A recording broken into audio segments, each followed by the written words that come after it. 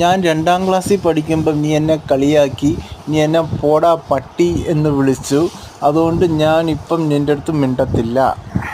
ഇങ്ങനത്തെ ഒരു ചിന്തയാണ് പല ആൾക്കാർക്കും. പണ്ടെന്നോ നടന്ന സംഭവങ്ങൾ അവരത് വിട്ടുകളയോ മറക്കുകയോ ചെയ്യത്തില്ല. അത് മനസ്സിൽ കൊണ്ട് തന്നെ നടന്നിട്ട് അത് വെച്ച് പെരുമാറുക തന്നെ ചെയ്യും.